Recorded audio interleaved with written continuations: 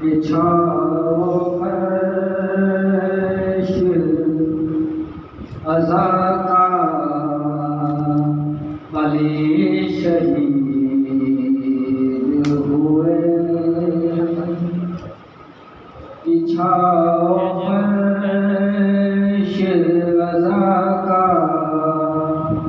علی شہید ہوئے حسن کو دیجیے پرسا علی شہید ہوئے بچھاؤ فرش عزا علی شہید ہوئے حسن کو دیجیے پرسا علی شہید ہوئے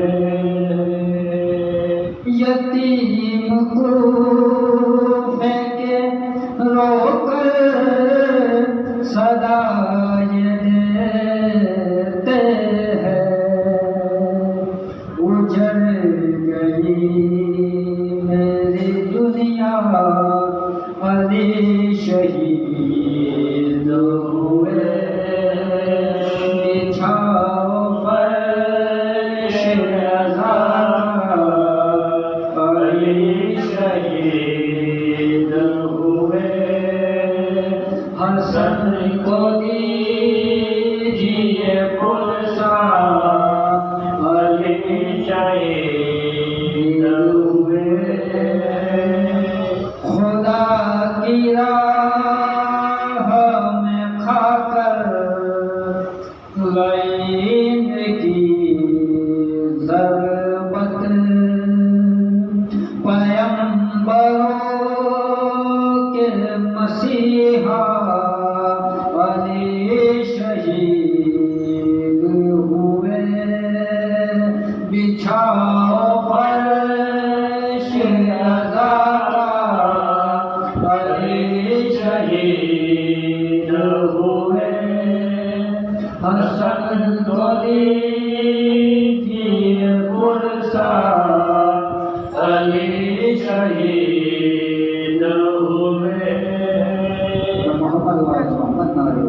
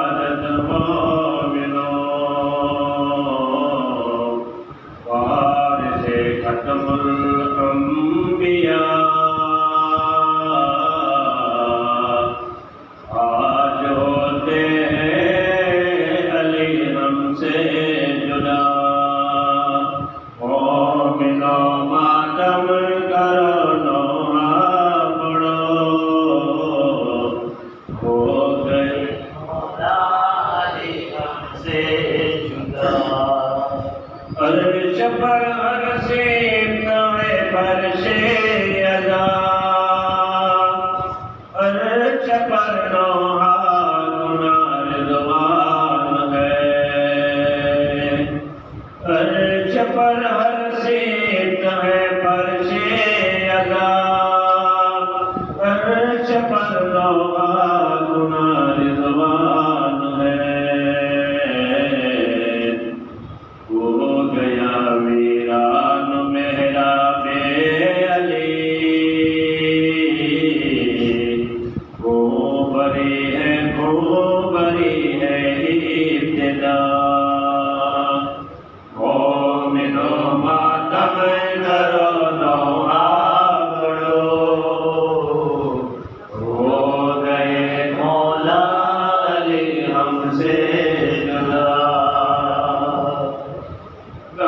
سے کچھ نہ لے کے پائے گا تو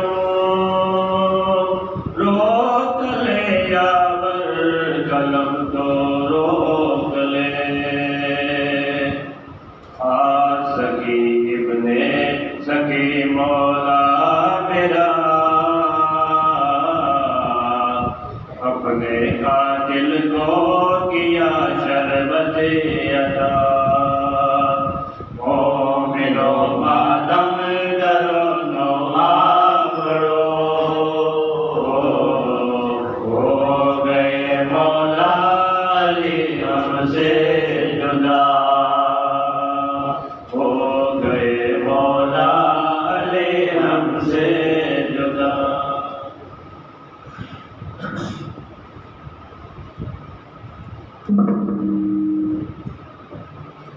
ابن ملزم نے حیدر کو مارا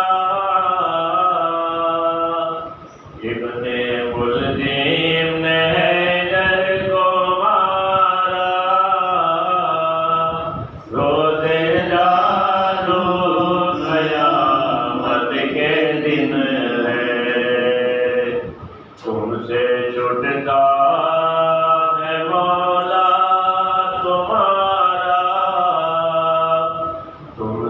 چھوٹتا ہے مولا تمہارا روزے دارو قیامت کے دن ہے ابن ملزم نے حیدر کو مارا روزے دارو قیامت کے دن ہے سونی قبر رسول خدا کی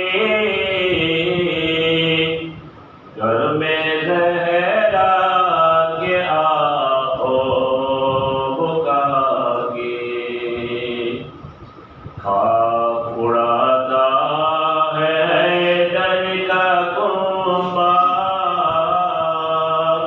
خاک اڑاتا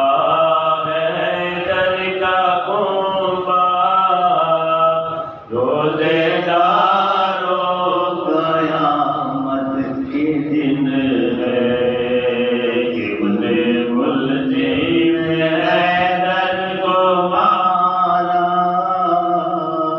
روزے دارو قیامت کے دن ہے آل احمد پہ آفت یہ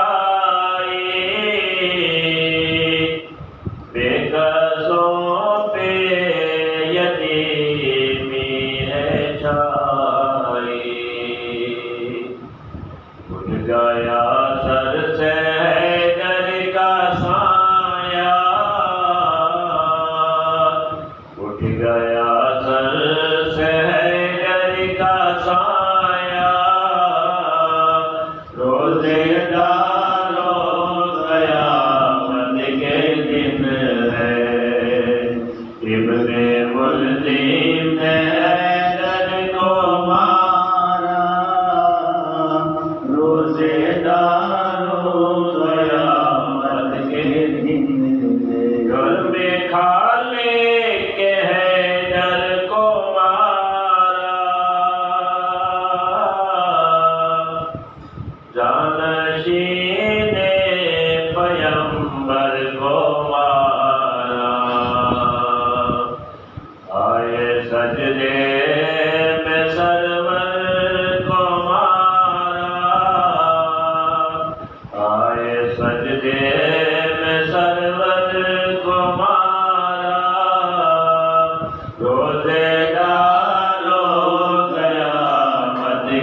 دن ہے ابن ملزم حیدر کو مارا روزے داروں قیامت کے دن دل ہلاتے ہیں زینب کے نالے خاک اڑاتے ہیں سب کنبے والے اٹھ رہا ہے علی کا جنازہ اٹھ رہا ہے علی کا جنازہ روزے داروں قیامت کے دن ہے ابن ملزم حیدر کو مارا روزے داروں قیامت کے دن بے بدل کر دیا ہے حسن کو اور کس نے لوٹا نبی کے چمن کو سوگ میں ڈوبا گھر سیدہ کا روزے داروں قیامت کے دن ہے ابن ملزم نے حیدر کو مارا روزے داروں قیامت کے دن ہے دیکھ سر پہ علی کے لگی ہے آج شام میں امامت بوجھی ہے بے خطا کس نے حیدر کو مارا روزے داروں قیامت کے دن ہے ابن ملزم حیدر کو مارا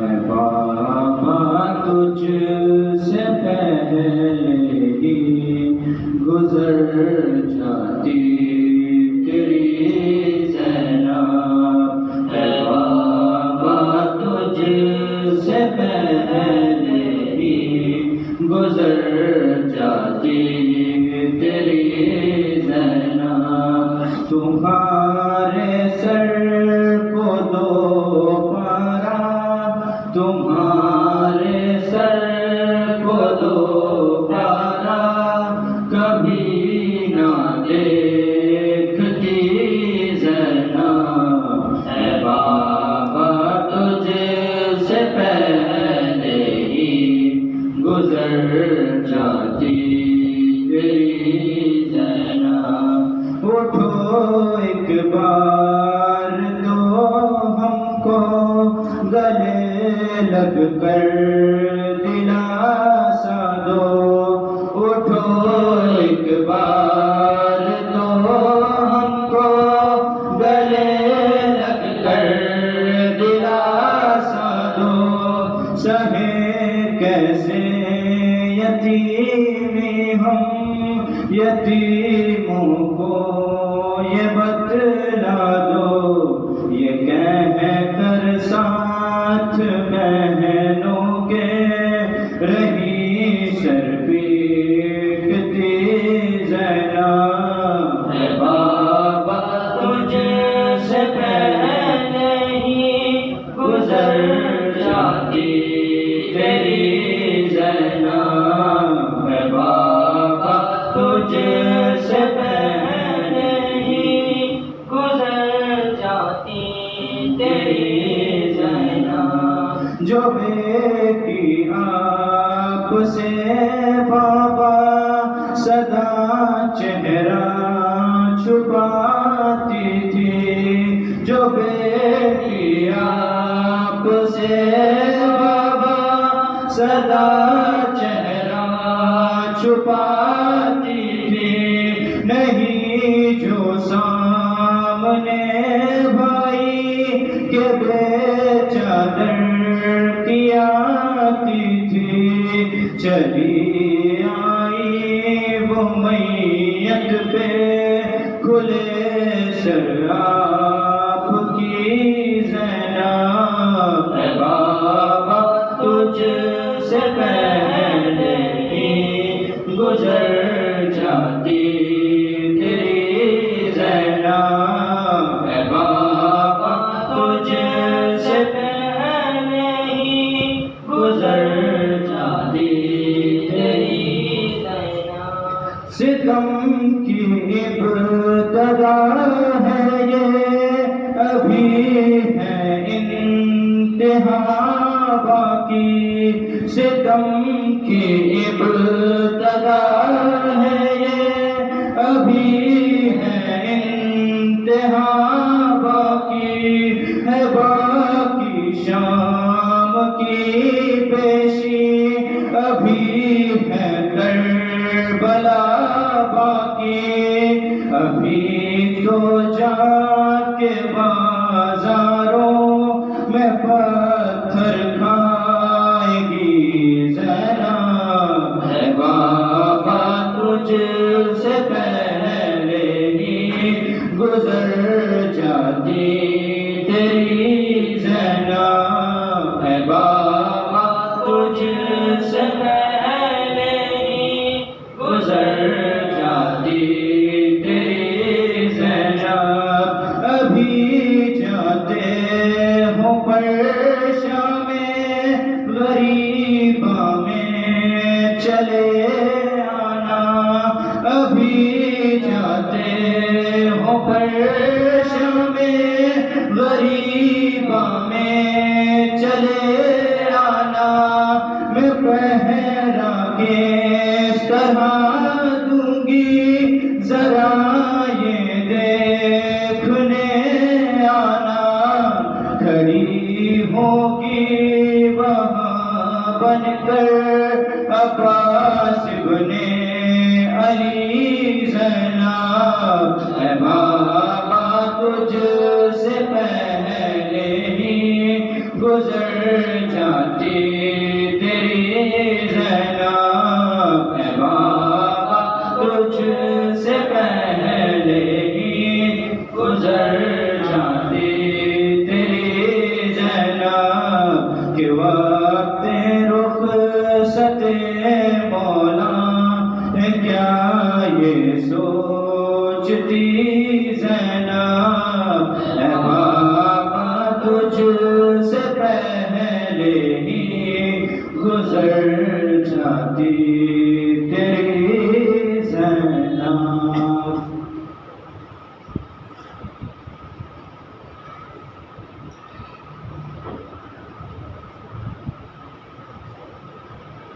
محمد وآل محمد صلی اللہ علیہ وسلم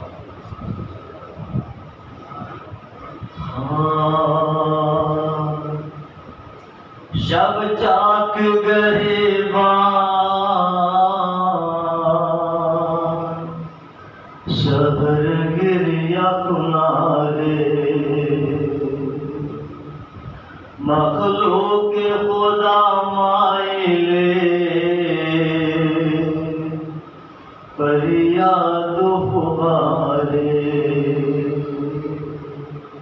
ماں بین زمین آسماں محشر کا سنبھالے 19ویں رمضان کا یہ حال بیان ہے تاریخ یہ وہ ہے جو قیامت سے نہیں گا اے مومنو سر پیٹو کرو گریا و ماتم انا للہ و انا الیہ راجعون یا ولی یا ولی یا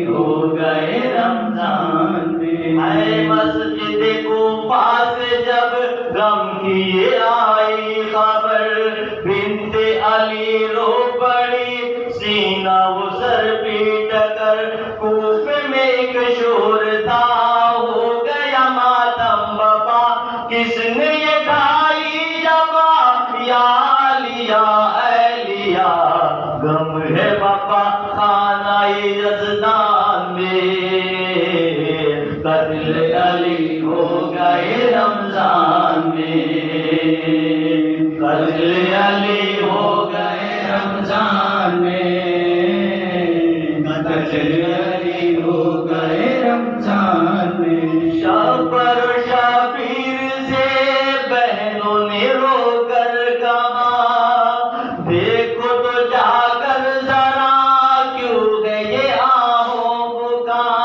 آتی ہے غلسو صدا، غم ہے یہ سب سے بڑا، ہائے غضب ہو گیا یا علی یا اہلیہ، حشر وبا ہے دل ویران میں، قتل علی ہو گئے رمضان میں، قتل علی ہو گئے رمضان میں، قتل علی ہو گئے رمضان میں، توڑ کے مسجد گئے شابر و شابیر جب، باپ کو اس حال میں دیکھا کہ ہائے غضب، بیٹوں نے رو کر کہا کیوں ہوئے ہم سے خفا، خون جو بہا آپ کا یا علی یا اہلیہ، دین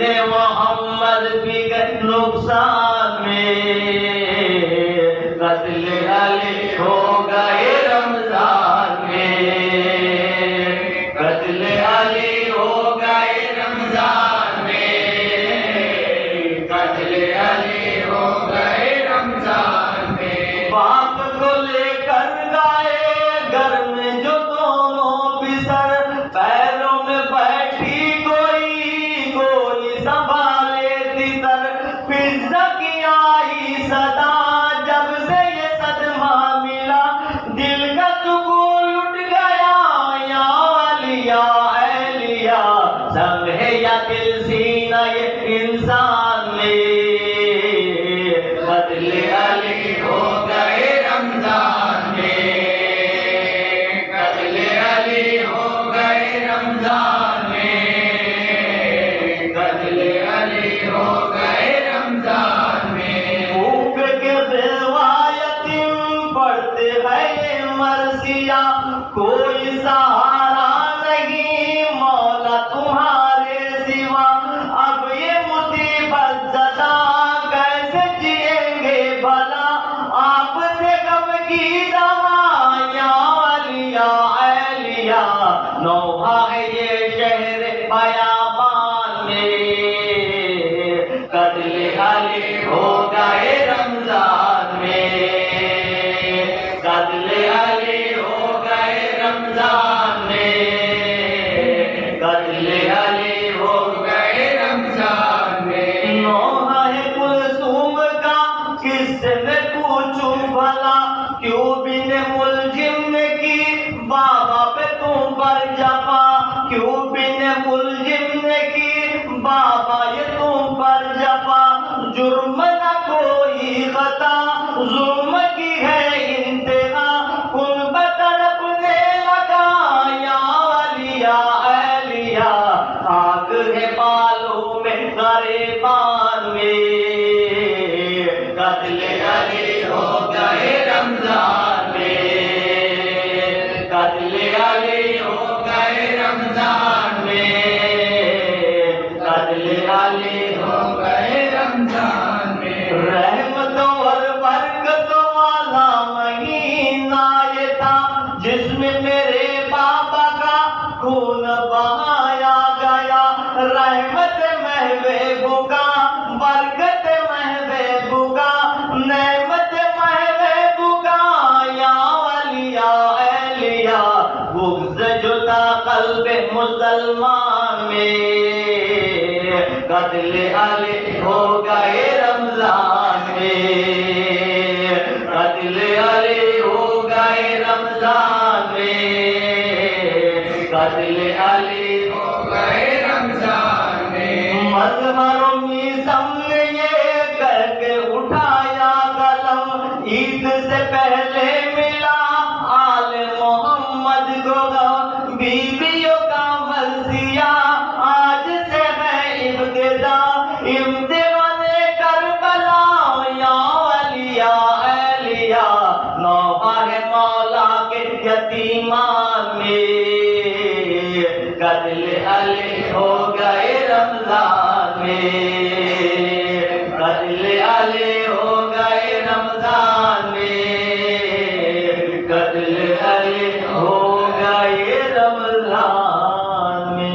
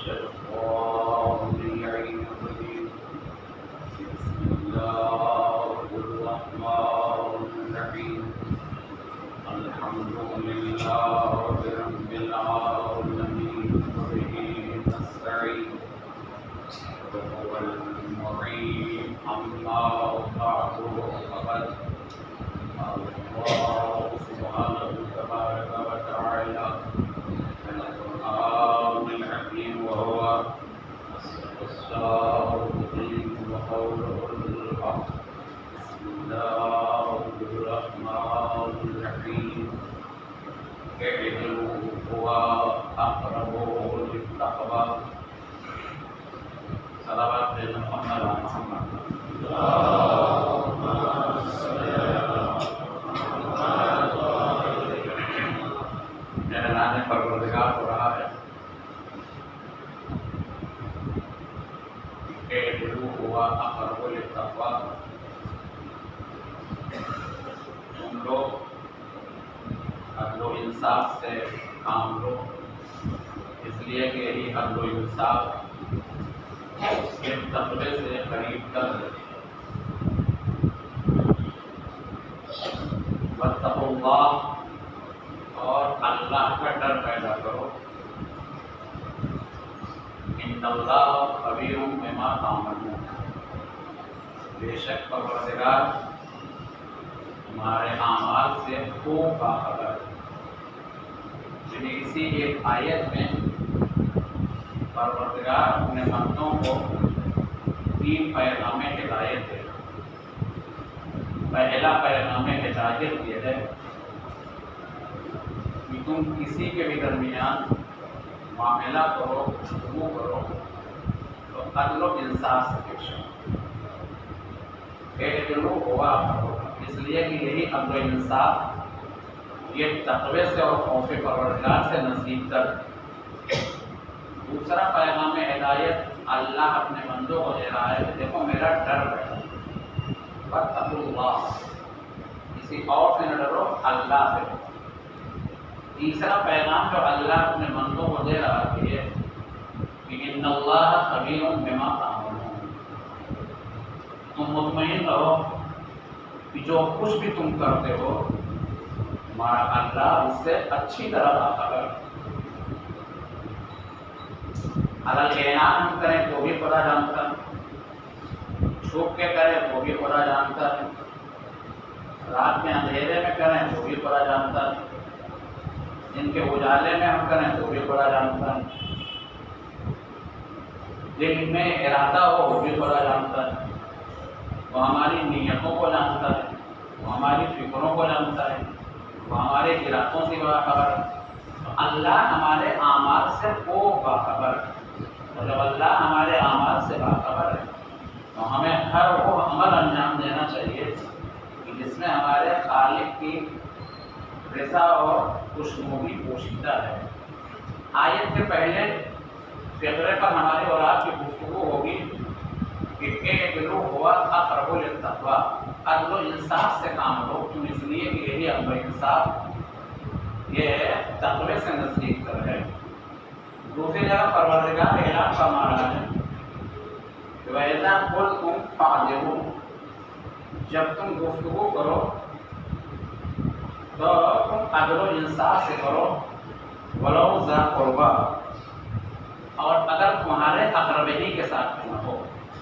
کبھی کبھی مسئلہ یہ ہوتا ہے کہ اگر اپنا معاملہ آ گیا، خاندان کا مسئلہ آ گیا، عائشہ کی بات آ گئی، رشتہ دار کی مرحلہ آ گیا، تو انسان وہاں عدل و انصاف کو بھول جاتا ہے۔ دوسروں پر اسے عدل و انصاف یاد آتا ہے، مگر اپنوں کی جب بات آتی ہے، عائشہ اور رشتہ دار اور اقربا کی بات آتی ہے، تو عدل و انصاف کو کیا کرتا ہے؟ بھول جاتا ہے۔ اللہ کرنے وَإِذَا قُلْتُمْ فَاعْدِلُوا، جب تم بولو تو عدل و انصاف سے بولو، وَلَوْ كَانَ ذَا قُرْبَىٰ، اگر اپنی رشتہ داروں پہ ہو۔ اس مختصر سی گفتگو میں ہم آپ کی خدمت میں اپنے کائنات کے امیر، مولائے کائنات، امام المتقین علی ابن ابی طالب علیہ السلام کے عدل و انصاف کے متعلق گفتگو کرنا چاہتا ہوں کہ میرے مولا نے اپنی پوری حیات پربرکت اور اپنی مقدس و بابرکت زندگی میں مسلمانوں کو اور اپنے چاہنے اور ماننے والوں کو کس طرح سے علی نے اپنی حیات طیبہ کے ہر موڑ پر اور اپنے رخ حیات کی ہر منزل پر ہمیں اور آپ کو عدل و انصاف کا پیغام دیا ہے۔ اور جب علی کا دور حکومت تھا تو میرے مولا کی اس دور حکومت میں آپ دیکھیے کہ کس طرح سے میرے مولا نے عدل و انصاف کا حکم دیا ہے۔ کس کو؟ جو دفتروں میں کام کیا کرتے تھے، جو لکھنے پڑھنے والے تھے۔ آپ نے دیکھا ہے گورنمنٹ سے جب کوئی پیپر پاس ہوتے ہیں، معلوم کہ ایک کاپی کی ضرورت ہے، 100 بن گئی، سب پھینکی ہوئی ہے۔ لکھنے کا 2 پیج لکھنا ہے، 20 پیج آپ نے خراب کر دیا۔ لیکن میرے مولا اپنے ان دفتروں میں کام کرنے والوں کو اپنے دور حکومت میں عدل و انصاف کا کیا پیغام دے رہے ہیں۔ میرے مولا فرماتے ہیں کہ دیکھو اعلیٰ امیر المومنین رحمۃ اللہ علیہ کہ ادبوا اقلامکم، پہلے زمانے میں یہ ٹائپنگ نہیں تھی، کہ کمپیوٹر وغیرہ نہیں تھا، قلم تھا۔ وہ بھی قلم کون؟ وہ جو سیاہی سے بنائی جاتی تھی، بچپنے میں ہم لوگوں نے بھی لکھا ہے، تو وہ بچپنے میں لکھی جاتی تھی سیاہی میں لوگوں کے۔ مولا فرماتا ہے ادبوا اقلامکم، اپنے قلم کے نوک کو باریک کر لو، ایک پیغام۔ وقاربوا بین سطورکم، اور لائنوں کے درمیان میں گیپ کم رکھنا۔ دیکھیے عدالت کو ملے وقاربوا بین سطورکم، اور لائنوں کے درمیان میں فاصلہ بہت زیادہ نہ ہو جائے، گیپ کم رکھنا۔ وحذفوا عن فضولکم، اور غیر ضروری اور اضافی کلمات کو لکھنے سے پرہیز کرنا۔ اگر آپ کی بات 2 کلمے ہو رہی ہے تو 4 کلمے مت لکھنا، 4 ورڈ نہ لکھنا، 2 ہی میں گفتگو تمام کر دینا۔ وقصدوا قصد المعانی، اور جب لکھنا تو جو تمہارے ضرورت کے معنی ہے وہی لکھنا، اس کے علاوہ نہ لکھنا۔ کیوں؟ وَإِيَّاكُمْ وَالِاخْتِصَارَ، اور دیکھو جب تم لکھنا تو زیادہ لکھنے سے پرہیز کرنا، کم ہی میٹر تمہارا کمپلیٹ ہو جائے۔ یہ مولا اعلان فرما رہے ہیں کس کو؟ اپنے دور حکومت میں ان کام کرنے والوں کو، لکھنے پڑھنے والوں کو، جو بیت المسلمین کا سب معاملہ دیکھتے تھے، لکھتے تھے، پڑھتے تھے، دیکھ بھال کرتے تھے۔ پھر مولا فرماتے ہیں کیوں؟ اس لیے کہ فَإِنَّ مَعَ الْمُسْلِمِينَ لَا يَحْتَمِلُ الْإِسْرَافَ، اس لیے میں تمہیں یہ پیغام ہدایت دے رہا ہوں کہ تاکہ کہیں ایسا نہ ہو کہ مسلمانوں کا مال برباد ہو جائے۔ ذرا غور کیجیے، عدل و انصاف کی ضرورت ہے۔ یہاں پہ جتنے فرش اعضاء پر تشریف فرما ہے، ہر ایک فرد بشر یہ خواہش مند ہوتا ہے کہ ہماری زندگی میں عدل و انصاف سے کام لیا جائے، ہم بھی دوسروں سے پیش آئیں تو عدل و انصاف سے پیش آئیں۔ کسی قوم کے جوان سے پوچھیں گے، نوجوان سے معلوم کریں گے، بچوں سے معلوم کریں گے تو ہر ایک یہی کہے گا کہ ہم ظلم کے خلاف احتجاج کرتے ہیں، ہم ظلم کے خلاف آواز بلند کرتے ہیں، ہم عدالت پسند ہیں، ہم انصاف پسند ہیں، ہم عدل کرتے ہیں اور ہم عدل کی آواز کا دم کرتے ہیں، کسی بھی قوم کا ہو۔ اور آج یہی ہے کہ ساری دنیا، اچھا عدل کا اپوزٹ بڑھتا ہے ظلم و جور سے، یہ ساری دنیا جو بھری ہوئی نظر آ رہی ہے، ہر جگہ ناانصافی، غیر عادلانہ باتوں کا پیش آنا، یہ ظلم و ستم، حقوق کا پائمالی، دوسروں کے حقوق کو ادا نہ کرنا، یہ سب کیوں ہے؟ یہ عدل و انصاف پر عمل نہ کرنے کا ہے۔ اور یہی وجہ ہے کہ ذوالفقار حیدری پردہ غیب میں اپنے جد کی طرح عدالت اور انصاف کو قائم کرنے کے لیے بے قرار ہے۔ جب حکم پروردگار ہوگا تو پردہ غیبت کو اٹھائیں گے اور حکم پروردگار سے ظہور فرما کر وہ ظلم و جور سے بھری ہوئی دنیا کو عدل و انصاف سے بھر دیں گے۔ ایک صلوات بھیجنا محمد والے محمد پر۔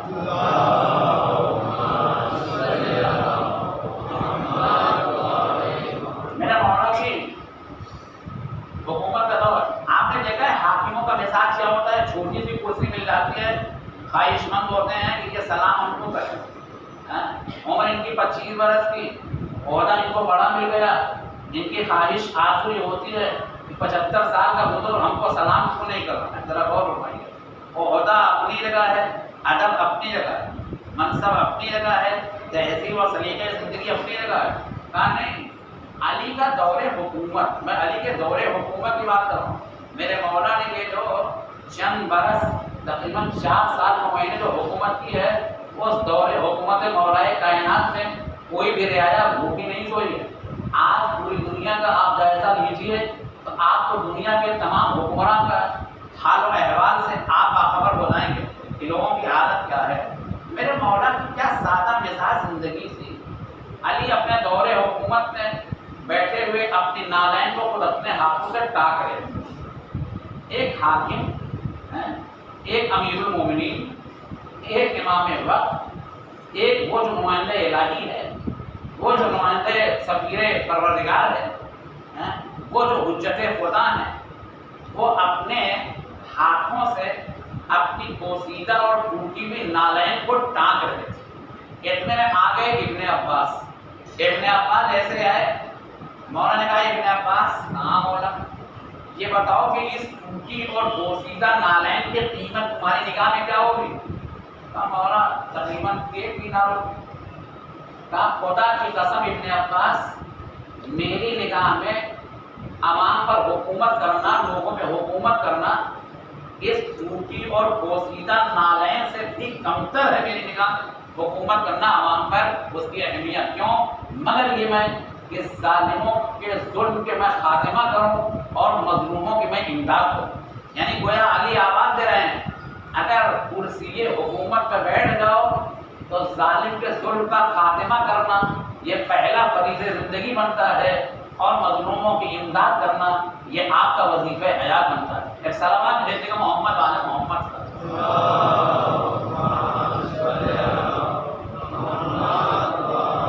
سوال یہ پیدا ہوتا ہے کہ آخر میرے مولا کے لوگ مخالف کیوں ہوئے؟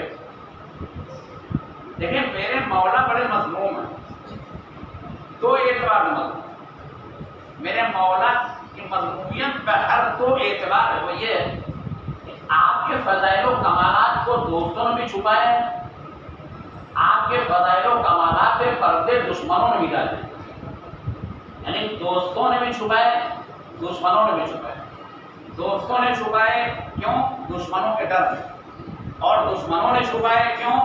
عداوت و دشمنی کی بنا۔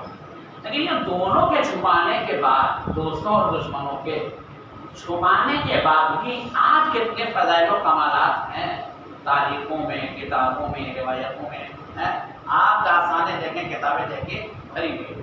یہ آخر لوگ علی علیہ السلام کے لوگ مخالف کیوں ہوئے؟ لوگوں نے میرے مظلوم مولا امیر المومنین سے بیعت کو اپنی کیوں توڑ لیا؟ یعنی جس میں سے کہا کہ علی علیہ السلام سے لوگوں کی دشمنی اور بیعت کا توڑنا اور مخالفت کے پرچم کو بلند کرنے کا بس ایک ہی ادب ہے، اس کا ایک ہی جواب ہے اس سوال کا، وہ یہ ہے کہ چونکہ میرے مولا عدل و انصاف سے کام لیتے ہیں، مال کی تقسیم آوری میں جب مال بانٹنے کا مرحلہ آتا تھا تو میرے مال ہر صاحب حق کو اس کا حق ادا کرتے تھے، جو جتنا مستحق ہے اس کو اتنی لیتے تھے، نہ کسی کو زیادہ اور نہ کسی کو کم، اور یہی مال کی عادلانہ تقسیم کی بنا پر علی علیہ السلام کی مخالفت کے پرچم کو بلند کیا طلحہ اور زبیر اور دوسرے مخالفوں نے، اور صرف یہی نہیں بلکہ انہوں نے پرچم مخالفت بلند کیا، اور یہاں تک کہ انہی لوگوں نے جنگ نہروان کو بھی کرایا۔ لیکن علی علیہ السلام جب بھی مال کو تقسیم کرتے تھے، جب بھی مال کو بانٹتے تھے تو رنگ، نسل، سیاہ، سفید، زبان، بیان، خون، خاندان، اپنا، پرایا، دوست، دشمن، عرب، عجم، قریش، غیر قریش، عزیز، غیر عزیز، کسی کو نہیں دے، کہا کسی کو کسی پر برتری اور فوقیت ہے ہی نہیں، جس کا جتنا حق ہے اتنا دیا جائے۔ ابھی ہمیں کوئی مال مل جائے، آپ نے کوئی مثال نہیں، کوئی دوسرا برا مان جائے، یہ بتائیے کیا ہم انصاف سے کام لے سکتے ہیں؟ تھوڑا سا کچھ تو جو خون جوش مارے گا، بھائی اپنا ہے یہ تو تھوڑا زیادہ دے دو ہے، وہ غیر ہے اس کا تھوڑا سا کاٹ دو، کام نہیں۔ علی ہمیں اور آپ کو، میرے عزیزو، لیکن علی کی ذات کو ماننے کے ساتھ ساتھ علی کی باتوں کو مانیں، علی کے فضائل و کمالات بیان کرنے کے ساتھ ساتھ، سننے کے ساتھ ساتھ، سنانے کے ساتھ ساتھ، علی کی مضمومیت کا نوحہ پڑھنے کے ساتھ ساتھ، علی کے مضمومیت کا مرثیہ پڑھنے کے ساتھ ساتھ، ہمیں اور آپ کو ہر زمانے میں زندگی کے ہر موڑ پر ضرورت ہے کہ ہم علی کی سیرت کو اختیار کریں، علی کی سیرت میں ہم چلیں، علی کے ارشادات کو اپنی زندگی میں پیدا کریں، کیونکہ جب علی کی باتوں پہ ہم عمل کریں گے، علی کی سیرت کو اپنائیں گے، علی کے کردار کو اختیار کریں گے، تو ہماری زندگی واقعی ویسی زندگی ہوگی جس سے علی بھی خوش ہوں گے، آل علی بھی خوش ہوں گے، جس سے میرا مولا بھی خوش ہوگا، جس سے میرا خدا بھی خوش ہوگا۔ لیکن اگر ہم نے علی کی ذات کو مانا، علی کے بات کو نہیں مانا، تو عشق تو رہے گا مگر ادھورا رہے گا۔ اسی لیے آیت اللہ خامنہ کہتے ہیں کہ حسین کو ماننا یہ ہے عشق، حسین کی باتوں کو ماننا ہے یہ تکمیل عشق۔ حسین کی باتوں کو مانیے، علی کی باتوں کو مانیے، کردار اہل بیت کو اختیار کیجیے، یہ عشق کی مکمل منزل ہوتی ہے۔ تو کسی کو کسی پر برتری نہیں ہے، میرے مولا نے فرمایا سب کو ہم مال برابر سے دیں، تاکہ اگر کسی کو زیادہ مل جائے یا کم مل جائے تو لوگ کہیں بھائی ہم اس خاندان کے ہیں، آپ نے ان کو کم کیوں دیا؟ اس کا چھوٹا خاندان ہے، اس کو جو آپ نے اس کو کم دے دیں، ہم بڑے خاندان میں آپ کو کم دیے۔ یہ صرف اسی زمانے میں نہیں بلکہ اس دور حکومت مولائے کائنات امیر المومنین علی ابن ابی طالب علیہ السلام میں بھی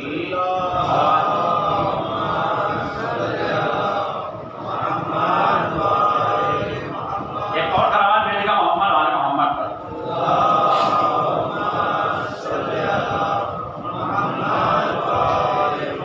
میرے مولا کی حکومت کا زمانہ ہے،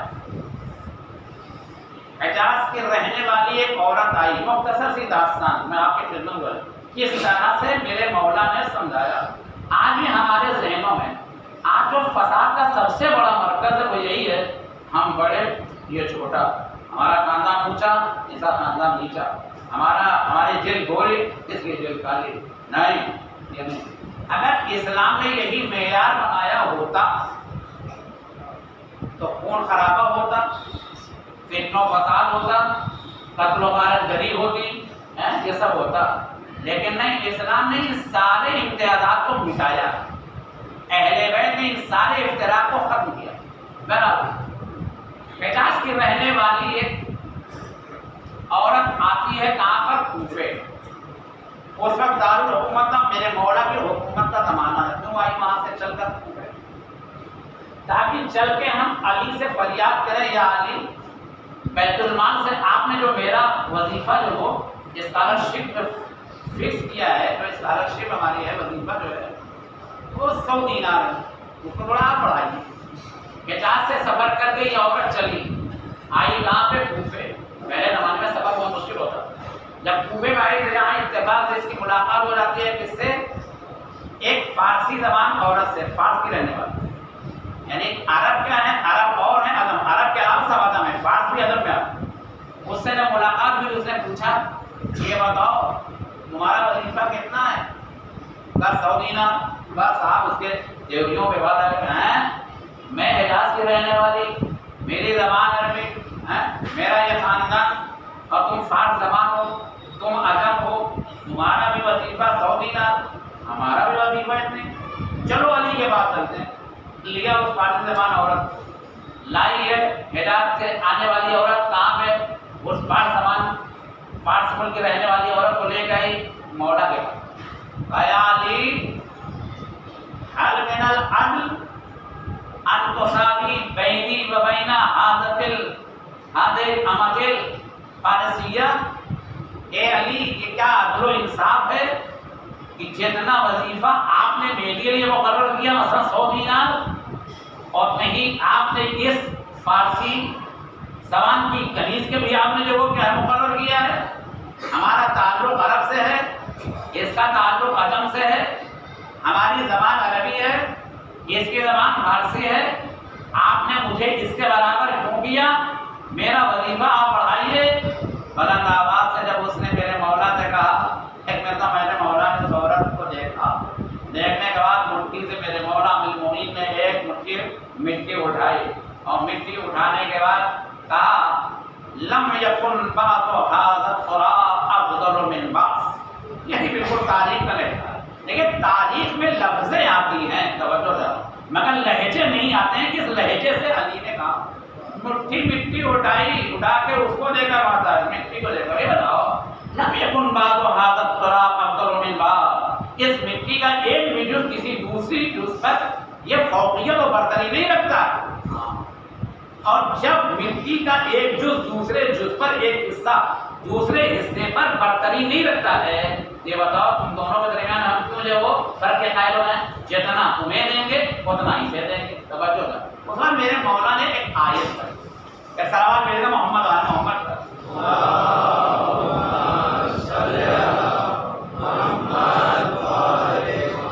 اور فرمایا یا ایھا الناس انا خلقناکم من ذکر و انثی وجعلناکم شعوبا وقبائل لتعارفوا ان اکرمکم عند اللہ اتقاکم۔ اے لوگوں،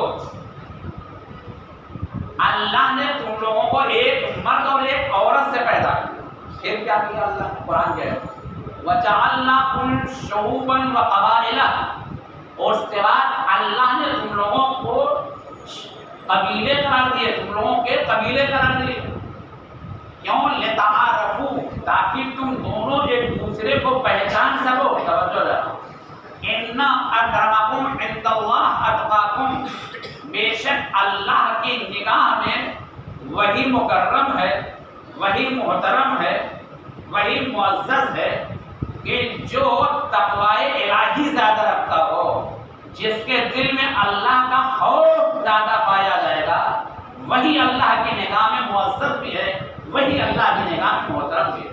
اب یہیں پر سلسلے گفتگو کو روک کر میں ایک فقرہ آپ کی خدمت میں گزارش کرنا چاہتا ہوں۔ یہ بتائیے، جو اللہ نے معیار تقرب قرار دیا ہے، جو شریعت پیغمبر اسلام نے معیار تقرب و برتری قرار دیا ہے، جو دین اسلام نے معیار برتری قرار دیا ہے، جو اہل بیت علیہ السلام نے معیار برتری قرار دیا ہے، اس معیار برتری میں اور ہمارے معیار برتری میں کیا فرق ہے؟ بہت بڑا فرق ہے۔ ہمارا مزاج یہ ہے، ہماری کشفکری یہ ہے، ہماری محدود عقل یہ ہے کہ ہم یہ سوچتے ہیں ہمارا خاندان بڑا ہے، اس کا خاندان چھوٹا ہے، لہذا ہم بڑے ہیں، یہ چھوٹا ہے۔ ہم یہ سوچتے ہیں ہمارا رنگ گورا ہے، اس کا رنگ کالا ہے، لہذا ہم محترم ہیں، یہ غیر محترم۔ ہم یہ سوچتے ہیں ہم باحیثیت ہیں، ہم ہم با اقتدار ہیں، ہم صاحب سلطنت ہیں، ہم صاحب حکومت ہیں، ہم پراپرٹی والے ہیں، ہم شہنشاہ و بادشاہ کے خاندان سے تعلق رکھنے والے ہیں، لہذا ہم اونچے ہیں اور ہمارے مقابلے میں یہ جو دوسرے لوگ ہیں یہ نیچے ہیں، ان کے پاس مال نہیں، ان کے پاس کاروبار نہیں، ان کے پاس کوئی اچھی زندگی نہیں۔ کہا اگر یہ معیار آج برقرار ہوتا کہ جو ہمارے اور آپ کے ذہنوں میں فساد برپا کر رہا ہے تو کوئی کسی سے آگے نہ بڑھ پاتا، جو جہاں رہتا وہیں رہ جاتا۔ توجہ کرو، لیکن جانے قربان ہو جائے اس حکمت پروردگار پر، کتنا حسین ایک احسان رکھا ہے اللہ نے، کتنا اچھا راستہ ہمارے اور آپ کے لیے اللہ نے مقرر کیا ہے کہ اتنا اچھا طریقہ کار اللہ نے ہمارے اور آپ کے لیے فراہم کیا ہے کہ جو جتنا چاہے ہمارا خوف پیدا کرتا جائے وہ آگے بڑھتا جائے گا۔ یہ کوئی ضروری نہیں ہے کہ یہ خوف گوروں میں آئے گا، کالوں میں نہیں آئے گا، عرب میں آئے گا، عجم میں نہیں آئے گا، کہاں عربی زبان میں آئے گا، فارسی زبان میں نہیں آئے گا، غلام میں آئے گا، آقا میں نہیں آئے گا۔ کہا نہیں میرے عزیزو، اگر یہی ہوتا کہ معیار برتری اگر عرب ہونا ہوتا، معیار برتری اگر گورا ہونا ہوتا، معیار برتری اگر اچھے خاندان والا ہونا ہوتا، معیار برتری اگر صاحب حیثیت ہوتا تو پھر لوگ پیچھے ہو جاتے، لیکن اللہ نے کتنا اچھا معیار رکھا ہے کہ اگر یہی تقوی الہی کسی کالے میں پیدا ہو جائے گا تو کالا سارے گوروں کو چھوڑ کر آگے رسول اللہ اسے گلدستہ اعظم پہ بلا لیں گے۔ کیوں؟ اس لیے کہ ہم نے جو معیار بنایا ہے وہ تمہارے معیار سے کہیں الگ ہے۔ توجہ ذرا، کہا کہ اگر معیار تقرب الہی یہی ہے تو اگر عجم میں پیدا ہو جائے گا تو عجم آگے بڑھ جائے گا۔ سلمان کہاں کے رہنے والے تھے؟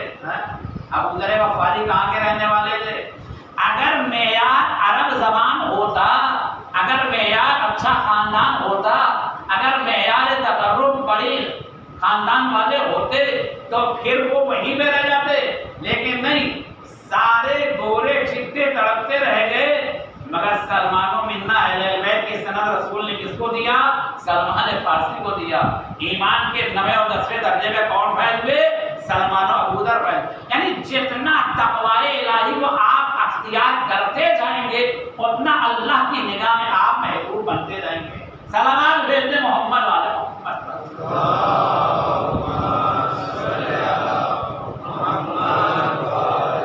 واتقوا اللہ، اللہ کا خوف پیدا کرو۔ اس سے پہلے کیا ہے؟ عدل و انصاف سے کام لو، یہی عدل و انصاف آپ کو تقوی سے نصیب کر دے گا۔ ان اللہ خبیر بما تعملون، جو کچھ آپ کہتے ہیں، جو کچھ آپ کرتے ہیں، جو کچھ آپ سوچتے ہیں، دلوں میں جو ہے، ذہنوں میں جو ہے، فکروں میں ہے، جو ہو چکا ہے، جو ہونے والا ہے، سارے حالات سے اللہ بہت اچھی طرح سے باخبر ہے۔ ان اللہ بما تعملون خبیر۔ میرے مولا علیہ الصلوۃ والسلام نے کیا آپ کو انصاف کی تعلیم دی؟ شارح نے ابی الحدید نہج البلاغہ، جو بڑی ہی مشہور نہج البلاغہ کی شرح کی ہے، بڑی اچھی، وہ کہتے ہیں میرے مولا نے کیا عدل و انصاف کا درس دیا ہے کہ علی علیہ السلام سب کے درمیان جو مال کو تقسیم کرتے تو برابر تقسیم کرتے۔ اگر ابھی آپ کو 1 لاکھ روپیہ مل جائے، میں 2 لاکھ روپیہ مل جائے اور کالے سے غریبوں میں مستحقوں میں بانٹ دیجیے گا، آنے سے پہلے اکاؤنٹ میں پیسہ ٹرانسفر ہونے سے پہلے اپنے والوں کی لسٹ تیار ہو جائے گی، سب کو دکھا بھائی یہ ہے مستحق سامان، لیکن نہیں، جانے قربان ہو جائے میرے اس کریم مولا کے جس کی شب شہادت ہے اس کے عدل و انصاف پر کہ بیت المال کا مال مولا کائنات علی علیہ السلام تقسیم کرنے کے بعد، بانٹنے کے بعد، مجمع تمیمی کہتا ہے، جس روایت کو نقل کرتے ہیں شارح نہج البلاغہ ابن ابی الحدید، کہ میرے مولا امیر المومنین علیہ السلام بیت المال کو بانٹنے کے بعد ہر روز جمعہ آپ خود اپنے ہاتھوں سے بیت المال کو صاف کرتے تھے۔ صاف کرنے کے بعد، جھاڑو لگانے کے بعد، بیت المال کا ایک ایک دانہ بانٹنے کے بعد میرے مولا اسی بیت المال میں اللہ کی بندگی کرتے تھے، 2 رکعت نماز ادا کرتے۔ اور 2 رکعت نماز ادا کرنے کے بعد اپنے ہاتھوں کو میرے مولا اٹھا کے بارگاہ پروردگار میں یہی دعا کرتے تھے لیشہد لی یوم القیامہ، اے بیت المال قیامت کے دن تو میرے لیے گواہی دینا کہ علی نے جتنا جس کا حق تھا وہ سارا مال سارے مستحقین کو پہنچا دیا۔ آج حالت کیا ہے؟ خود زکات اس کو اپنی پراپرٹی سمجھتے ہیں، ہمارا جس کو دل چاہا دے دیا، جتنا چاہا رکھ لیا۔ کیوں؟ یہ علی کیا کہہ رہے ہیں؟ بیت المال کس کا مال ہے؟ مسلمان کا مال ہے۔ بیت المال کا مالک کون ہے؟ نائب امام ہے۔ نائب امام کون ہے؟ ہم سب نائب امام بیٹھے۔ کہا بھائی آپ کو پرمیشن کہاں سے؟ پرمیشن اگر ہے تو آپ کتنا صحیح دادا اس کا دیور مسئلہ کرتے ہیں۔ کہا آپ ذرا غور کر لیجیے، ایک ایک دانے کا حساب دینا ہوگا۔ دیکھیں اسلام کو ہم اپنی مرضی پہ نہیں چلا پائیں گے، ہم کو اسلام کی مرضی پہ چلنا پڑے گا۔ قرآن کو ہم اپنی مرضی پہ نہیں چلا پائیں گے، ہم کو قرآن کی مرضی میں اپنے کو ڈھالنا ہوگا۔ اللہ کا قانون بنائے گا، اس کے قانون میں اپنے کو ڈھالنا پڑے گا۔ ہمارا اور آپ کا بنایا قانون کیا ہے؟ کہا زندگی بڑی مختصر ہے، سب چاہ کے جواب دینا ہے۔ جس علی کا ماتم کرنے کے لیے بیٹھے ہیں، جس علی پہ ہم رونے کے لیے اکٹھا ہوئے ہیں، یہ علی ہمیں اپنی مقدس اور بابرکت زندگی میں کتنے بڑے بڑے پیغامات دیے ہیں۔ میرے عزیزوں، یہ توسل کی رات ہے، یہ دعا کی رات ہے، جہاں مجلس و ماتم کی رات ہے، جہاں سوگواری کی رات ہے، جہاں غم گساری کی رات ہے، جہاں گریہ ازاری کی رات ہے، جہاں شب بیداری ہے، وہیں پر یہ رات دعا کی رات ہے۔ یہ رات گنہگار بندہ، یہ وہ رات ہے کہ جس رات میں گنہگار بندہ، خطاکار بندہ، معصیتکار بندہ اپنے گناہوں کا اقرار و اعتراف کرتے ہوئے اللہ سے سچے دل سے لو لگاتا ہے، میرے مالک تو میرے گناہوں کو معاف کر دے۔ تو یہ مغفرت کی رات ہے، یہ بخشش کی رات ہے، یہ دعا کی رات ہے، یہ مناجات کی رات ہے، یہ گریہ ازاری کی رات ہے، یہ آہ و زاری کی رات ہے، یہ مجلس و ماتم کی رات ہے، یہ سینہ زنی کی رات ہے۔ قدر کیجیے میرے عزیزو، شکر خدا ادا کیجیے کہ اللہ نے ہمیں اور آپ کو ایسے خاندان میں پیدا کیا، ایسے قبیلے میں پیدا کیا ہے کہ جہاں پہ ہم بیٹھ کر اپنی روحانی اور مانوی بیماریوں کو دور کر سکیں، مگر لوگوں کو یہ مانوی اور روحانی نعمتیں کہاں میسر ہو سکتی ہیں جو ہمیں میسر ہیں، جو ہمیں ملی ہیں۔ مگر اسی کے ساتھ بڑے افسوس کی بات ہے، جتنا ہمیں ان مانوی نعمتوں کا استعمال کرنا چاہیے، جتنا ہمیں ان روحانی نعمتوں کا احترام کرنا چاہیے، اتنا ہم نہیں کر پاتے ہیں۔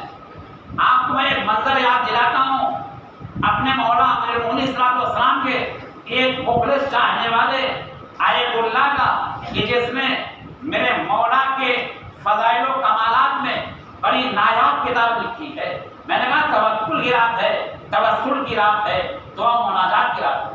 جب ہماری زبان پاک ہوگی، جب ہمارا دل پاک ہوگا، جب ہمارا ارادہ پاک ہوگا، تب ہم اپنے مولا سے زیادہ قریب ہوں گے۔ نافرمانیوں کے ذریعے سے ہم مولا کی قربت کو حاصل نہیں کر سکتے ہیں، گناہوں کے ذریعے سے ہم اہل بیت کی خوشنودی کو حاصل نہیں کر سکتے ہیں۔ احکام کو پائمال کرنے کے بعد ہم اللہ سے قریب نہیں ہو سکتے ہیں، نہیں، بلکہ پہلے اپنے کو ایسا بنائیں۔ اور جب انسان عمل، کردار، کیریکٹر کے اعتبار سے اپنے کو اس منزل کمال پہ پہنچا دیتا ہے تو اس کی زبان میں ایک تاثیر پیدا ہوتی ہے کہ اگر وہ کسی کو شفا کے لیے کہہ دیتا ہے تو اس بیمار کو شفا مل جاتی ہے۔ توجہ لگا، لیکن انسان اپنے اندر ذرا ایسی تاثیر پیدا تو کرے۔ ایسی تاثیر کب پیدا ہوگی؟ جب ہم ان رکاوٹوں کو اپنے اندر سے دور کر لیں گے، اپنے وجود کے اندر سے نجاستوں کو، خباثتوں کو، خناس کو اور وسوسے کو، شیطانی حرکتوں کو، وہ چیزیں جو تقرب الہی میں رکاوٹ کا سبب بنتی ہیں، ان رکاوٹوں کو جب ہم دور کر لیں گے تو اپنے کمال اور تقوی کی منزلوں کو ہم آسانی سے طے کر سکیں گے۔ وہ آیت اللہ، وہ معروف شخصیت، وہ مشہور شخصیت جس کا نام ہے علامہ امینی۔ علامہ امینی کو کم و بیش تقریباً 99% افراد سب جانتے ہیں ہمارے کے اندر۔ انہوں نے کتاب لکھی ہے کتاب الغدیر۔ کتاب الغدیر بڑی جامع و مانع کتاب ہے، بڑی مکمل و مفصل کتاب ہے۔ اس میں کیا لکھا ہے؟ فضائل و کمالات مولائے کائنات امیر المومنین علی ابن ابی طالب علیہ السلام۔ مل جل کر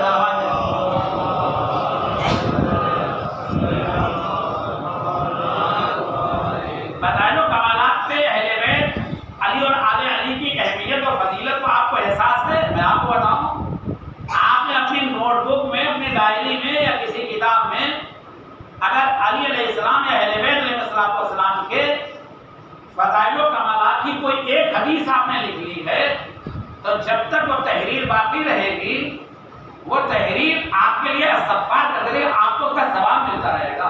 ये है फज़ाइल व कमालात की मंजिल। मगर याद रखिएगा फज़ाइल व कमालात को सही तरीके से समझ लें।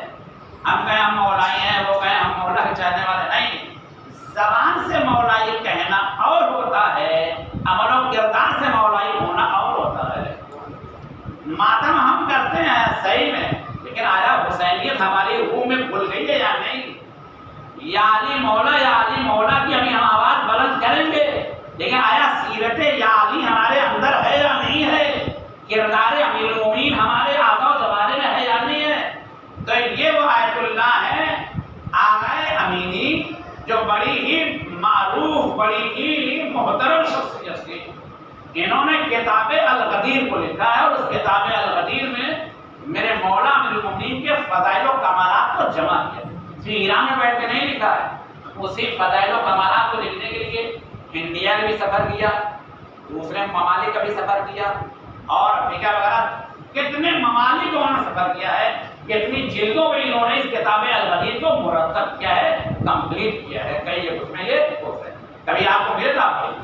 तो जब शुरू में अल्लामा मरहूम अमीनी किताब अल-गदीर को, अब मैं आ गया अपनी मंजिल पर, जब लिख रहे थे तो 2-3 जिल्दें मंजरे आम पे आई थी, यानी मार्केट में आ गई थी 2-3 जिल्द। तो उस 2-3 जिल्द से कोई एक जिल्द उस जमाने में ये हाथ लग गई जिसको इराक में वजीर तालीम यहाँ पे होता है, होते हैं तालीम के वजीर हैं, इसके वजीर उसके वजीर सब क्या होता है, तालीम वजीर।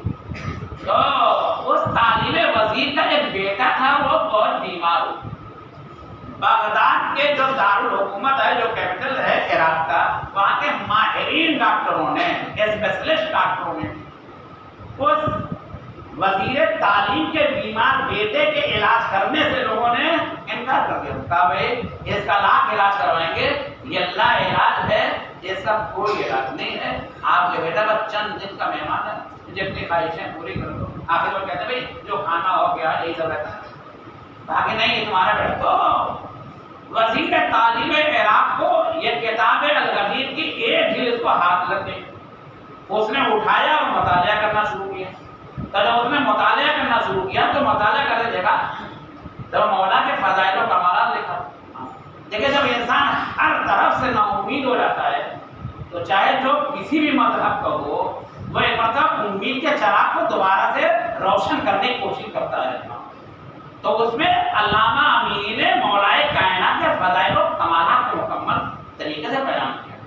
जब मरतबा उसने अपने एलची को, अपने खातिम को खत लिखा। खत में क्या लिखा? तुम आमेद अल्फाज, ये अल्लामा अमीनी किताब मुतालिब उसने कर लिया, आपने जो अपने मौला अमीरुल मोमिनीन के फ़ज़ाइल व कमालात को इस किताब अल-गदीर में लिखा है, मैं तो उस वक्त जानूंगा कि इतने बड़े साहिब करामात थे वो, इतने बड़े साहिब एजाज थे वो, इतने बड़े मुश्किल कुशाए आलम थे तुम्हारे अली, कि जब मेरे बीमार बेटे को वो शिफा दे दें। और फरमाने आपने लगा है सुनना में, आपने अपने अली के फ़ज़ाइल को जो इस किताब अल-गदीर में लिखा है और इस इत्मीनान के साथ कि वो साहिब एजाज थे, वो मुश्किल कुशा थे, वो लोगों को शिफा देते थे, उनके ये करामात थे, मैं तो उस वक्त मानूंगा कि जब मेरे बीमार बेटे को, जिसको सारे डॉक्टरों ने लाइलाज करार दे दिया है, मैं उस वक्त मानूंगा जब मेरे बेटे को तुम्हारे मौला शिफा दे दें। अच्छा वज़ीर तालीम का पैसे भी कोई कमी नहीं हो, पैसा भी उसने खूब खर्च किया। कभी होता है मरीज नहीं अच्छा होता, पैसा ना होने बना, देखो ना कि पैसा हमने लाखों करोड़ों लुटा दिया फिर भी ना बचे। तो कहा कि मैं रख दिया, खत लिफाफे में रखा, बंद किया, उसको दिया। बगदाद से लेके चला उसका एलची, उसका चपरासी, माया काम है नज़र अशरफ। इतनी बड़ी किताबें अल-गदीर को रखने वाले, लिखने वाले का कमरा कैसा होना चाहिए था? महल होना चाहिए था ना, बेहतरीन ऐशो आराम के सामान होना चाहिए था ना। नहीं, जब वो पहुंचा एक छोटा सा कमरा, उसमें दिया जलाए हुए हैं, वो बैठे हुए कलम से लिख रहे हैं, मौलाए कायनात امیر المومنین کے فضائل و کمالات کے لیے کتاب الغدیر کی بقیہ جلدوں کو بیٹھے ہوئے اس چھوٹے سے کمرے میں وہ مرتب کر رہے تھے. سامنے کوئی دروازے پہ آیا, ہلو کھٹکھٹایا, کون؟ کہا بھائی وہ ایلچی آیا ہے بغداد سے, وزیر تعلیم. ہاں کیا ہے؟ کہا اس کا لڑکا ہے. کل یہ لیٹر ہے, یہ خط دیا. انہوں نے لفافے کو چاک کیا, خط کو پڑھا علامہ امیری نے. پڑھنے کے بعد کہ انہوں نے لکھا تھا کہ میرا بیٹا بیمار ہے, لا علاج ڈاکٹروں نے قرار دے دیا ہے, آپ مجھے اپنے مولا کے فضائل کو کتاب الغدیر میں لکھا ہے, ہم کو اس وقت مانیں گے جب میرے اس بیمار بیٹے کو شفا دے دیں گے. اگر آپ پہچان, میں نے کہا انسان علی کو ماننے کے ساتھ ساتھ کردار علی کو جب اپنے اندر پیدا کر لے گا, جب روح میں علی آ جائیں گے, جب ذہن میں علی آ جائیں گے, جب کردار میں علی آ جائیں گے, جب فکروں میں علی آ جائیں گے, تو پھر آپ علی کی طرف سے کیا کہہ سکتے ہیں. ایک مرتبہ انہوں نے لفافے کو چاک کیا, پڑھا اور نیچے لکھا علامہ امیری نے, بسم اللہ الرحمن الرحیم, جاؤ میرے مولا نے تمہارے بیمار بیٹے کو شفا دے دی. اللہ لکھا, لکھ کے لفافے میں بند کیا, پھر اس کو پیک لفافہ دیا, وہ لے کے چلا گیا. ادھر ہو گیا, جیسے وہاں پہ پہنچا, وہاں پہ گیا, مولا کے در پہ نہیں گئے تھے ابھی, انہوں نے مولا کی طرف سے لکھ دیا علامہ پہچانیے. جہاں پہنچا, جیسے وہ کچھ دنوں کے بعد علامہ امی نے جیسا لکھا تھا, اللہ اللہ, پہچانیے معرفت کی اس منزل پر ہوتے ہیں ہمارے آیات نظام. تو اس کا بیمار بیٹا صحت یاب ہو گیا کچھ دنوں کے بعد, لیکن ادھر ہو گیا لے کے خط, اور ادھر علامہ امینی نے امامہ اٹھایا, سر پہ رکھا, دوش پہ رلا ڈالی, آتے ہوئے مولا امیر المومنین کے حرم میں روزے کی جالی کو پکڑا, اور ایک مرتبہ کہتے ہیں مولا ہم نے آپ کی طرف سے وزیر تعلیم کے بیمار بیٹے کو شفا دے دی ہے, آپ میرے عمل کو قبول کر لیجیے گا. بتائیے میرے عزیزو, اس منزل معرفت پہ ہوتے ہیں علی کے فضائل و کمالات کو لکھنے والے, اس منزل کمال پہ ہوتے ہیں کتاب الغدیر کو لکھنے والے. جب اولیاء اللہ سے رشتہ جڑ جاتا ہے انسان کا, تو پھر اس کو دنیا کے تصرفات میں اختیارات مل جاتے ہیں.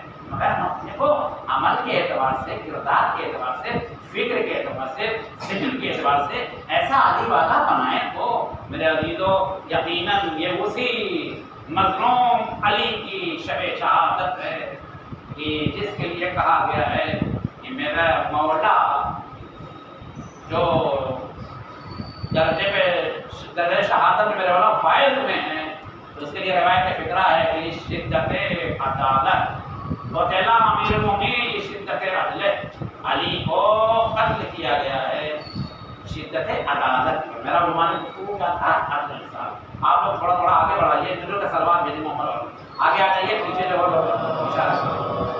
یہ بنا چلیے سوال, آپ لوگ آگے آ جائیے اور آگے جائیے, پیچھے لوگ ہیں, یہ بنا چلیے سلوات بھیجیں محمد والے محمد.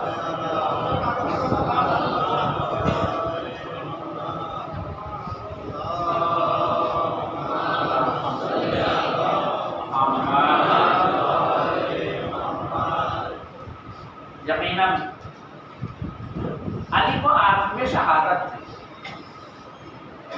اس لیے کہ علی نے نبی سے سوال کیا تھا, یا رسول اللہ میں دنیا سے کس اس میں لاؤں گا, کس حالت. تو رسول اللہ نے کہا تھا علی تم اس دنیا سے شہید کی صورت میں لاؤ. اور جب نبی نے کہا علی سے کہ تم دنیا سے شہید کی صورت میں اٹھو گے, تو علی اس وقت سے بے چین و بے قرار رہے. علی کی آرزو تھی 25 برس کی عمر میں شہید ہو جاؤں. چھوٹے چھوٹے بچے تھے, صدیقہ طاہرہ جیسی زوجہ ہے, لیکن علی کو آرزو شجاعت شہادت بے قرار کی ہوئی. جنگ احد میں علی کی تمنا تھی میں شہید ہو جاؤں, تو شہید نہ میرے پھر آئے نبی سے پوچھ گئے. مطلب نبی نے علی سے پوچھا, یا علی یہ بتاؤ کہ جب تم شہید ہوگے تو اس وقت تم کیا کرو گے, کیسے سرکار یا رسول اللہ. اس وقت جب بستر شہادت پہ ہم ہوں گے تو پھر وہ صبر کی منزل نہیں ہوگی بلکہ وہ شکر کی منزل. جگہ جگہ رسول اللہ بتا رہے تھے. مطلب رسول اللہ نے کہا اے علی وہ قریب ہے دن کی جب تمہیں درجہ شہادت نصیب ہوگا. تم 47 ہجری میں شہید کیے جاؤ. رسول اللہ نے بتا دیا. علی کو بھی احساس ہو گیا اور علی کے بچوں کو بھی احساس ہو گیا کہ اس سال ماہ رمضان میں میرا بابا شہید ہے. کیسے؟ میں واقعہ یاد دلاؤں. 13 رمضان مبارک کی تاریخ تھی. میرے مولا امیر المومنین خطبہ دے رہے تھے ممبر سے. خطبہ دیتے دیتے ایک مرتبہ نگاہ پڑی حسن مجتبیٰ پر. بیان کو علی نے روکا. اپنے بیٹے حسن مجتبیٰ سے سوال کیا بیٹا حسن یہ بتاؤ کہ رمضان کے کتنے گزر گئے کتنی تاریخ ہے؟ کہا بابا 13 تاریخ. حسن نے جواب دے دیا مگر رک کیا حسین کی کہ میرے لال حسین بتاؤ رمضان کے ختم ہونے میں کتنے دن باقی ہے؟ بھائی 30 دن میں سے جب 13 دن نکل گئے 17 دن باقی ہے. حسین نے کہا بابا 17 دن باقی ہے. حسن نے جواب دیا حسین نے جواب دیا تاریخ کا فقہ کہتا ہے. ایک مرتبہ علی نے اپنے دست مبارک کو اپنے ریش مبارک پہ پھیرا اور پھیرنے کے بعد علی آواز دیتے ہیں ان قریب ہے وہ زمانہ کہ جب یہ ہماری ریش مبارک ہمارے سر کے خون سے رنگین ہوگی.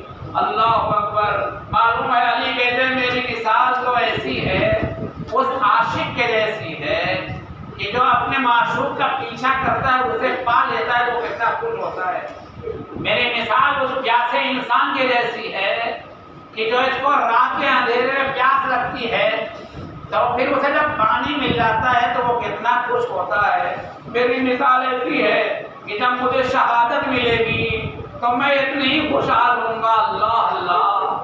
میرے عزیزو شب 19 ماہ مبارک رمضان تھی کہ جب 19ویں رمضان کی صبح کو ہمارا اور آپ کا مولا انہیں گھر کے پلے کے جانوروں کو بھی معلوم ہو گیا تھا علی جا رہے ہیں.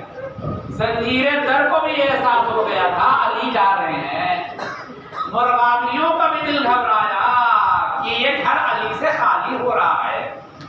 جب علی جانے لگے مرغابیوں نے دامن تھام لیا. رونے کی آواز آ نہیں ان جانوروں کو چھوڑ دو.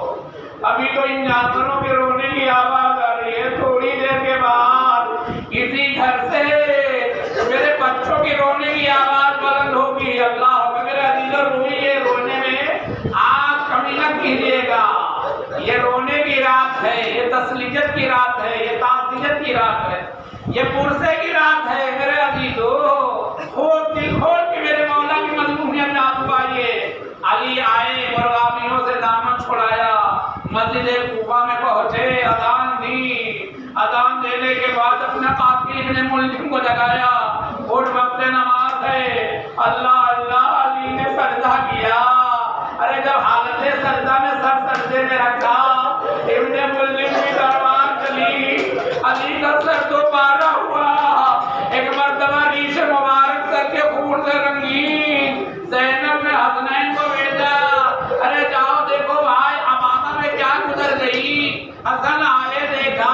کہا بابا یہ کیا ہوا کس نے کیا؟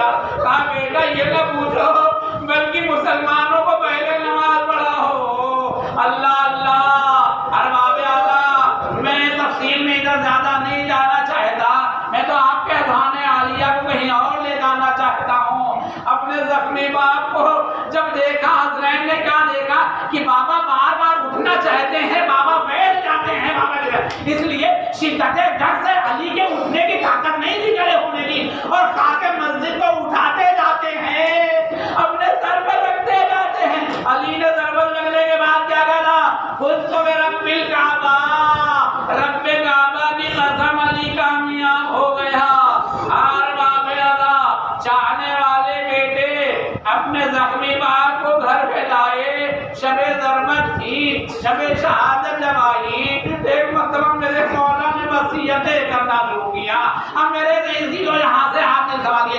میں نے ابھی عدل و انصاف مولا کائنات کے متعلق آپ کی خدمت میں گزارش کیا تھا. علی جب زخمی ہو کے گھر پہ آئے وصیتوں کا سلسلہ شروع ہوا. کہتے ہیں اے میرے لال حسن دیکھو اگر میں زندہ رہ گیا تو میں اپنے قاتل بیٹی کے ساتھ کیا کروں گا وہ میری اپنی ذمہ داری ہے، مگر اے بیٹا حسن، اے میرے لال حسین، اگر میں زندہ نہ رہ جاؤں تو یاد رکھنا خبردار، ضربتن فضربتن، ایک ضربت کا جواب بس ایک ضربت دیا جائے گا۔ اللہ اللہ، ارے کہاں نفس خبیث ابن ملجم اور کہاں نفس قدسی امیر المومنین۔ نفس خبیث ابن ملجم کی کیا اہمیت ہے نفس قدسی امیر المومنین کے مقابلے میں، مگر علی شب ضربت شب شہادت وصیت جو کر رہے اپنے بیٹوں سے تو وہ یہی کہہ رہے ہیں کہ اے میرے لاحق، ایک ضربت کا جواب ایک ضربت دیا جائے گا۔ یہ میرے مولا نے تو وصیت کر دی، لیکن میرے عزیزو چونکہ جب زہر کا اثر بدن میں پھیل جاتا ہے تو مجھے پیاس بہت لگتی ہے، ارے بار بار باپ پہ غشی طاری ہو جاتی ہے۔ چاہنے والا بیٹا حسن مشتبہ اپنے بابا کے سرانے جام شربت لیے کھڑے ہیں، بابا کا شانہ ہلا رہے ہیں۔ بابا یہاں پر بار بار خبرداری ہو رہی ہے، کہا بیٹا یہ ہاتھ میں کیا ہے؟ کہا بابا جس میں زہر سرایت کر گیا ہے۔ اے بابا گرمی کا عالم ہے، پیاس کی شدت ہے بابا، یہ میں پانی لے کے کھڑا ہوں، پانی پی لیجیے۔ ایک بار تو میرے مولا کہتے ہیں بیٹا ارے دیکھو کہیں ابن ملجم تو پیاسا نہیں ہے۔ حضرت آواز دیتے ہیں بابا وہ تو آپ کا قاتل ہے، قاتل سے کیا تعلق؟ عجب نہیں علی آواز دے، اے بیٹا حسن ہمارا اسلام ہمیں اس بات کی اجازت نہیں دیتا ہے، ابن ملجم اگرچہ میرا قاتل ہے مگر اسلام کہتا ہے جو تمہاری قید میں آ گیا ہے جب تک وہ رہے زندہ ہے اسے پانی پلاتے رہنا، اسے پیاسا نہ رکھنا۔ یا علی میں کہوں گا اے میرے کریم مولا امیر المومنین، آپ کے کرم بے مثال پر ہماری ہزاروں جانیں نثار، آپ اپنے قاتل کو پیاسا نہ دیکھ سکے۔ ارے ایک وقت وہ آئے گا جب آپ کا لال حسین 3 دن کا بھوکا اور پیاسا اپنے ہاتھوں میں 6 مہینے کے 3 دن کے بھوکے پیاسے کو قوم جماعت سے ایک قطرے آپ کا سوال کرے گا اور ظالم اس کے سوال کا جواب پانی سے نہیں پیرے سے شعبہ سے دیں گے۔ اللہم اللہ ماشاء اللہ۔ ہاں میرے حدیثوں زبانوں رونے کی آوازیں بلند ہو گئی۔ ارے اس بار زمانے کے امام آ گئے ہوں گے جہاں ان کے جد کا مرثیہ پڑھا جاتا ہے، جہاں امام زمانہ کے جد کی مجلس کی جاتی ہے وہاں پر زمانے کے امام بھی آیا، ایسے نہیں آئے ہوں گے بلکہ پرہنہ پا آئے ہوں گے، ننگے سر آئے ہوں گے، اپنے جد کا پرسہ لینے آئے ہوں گے۔ اللہ اللہ، علی آواز دیتے ہیں میرے عزیزوں غور سے سنیے، علی آواز دیتے ہیں میرے راہ، اسلام کا قانون یہی ہے ایک ضربت کا جواب بس ایک ضربت دیا جائے گا۔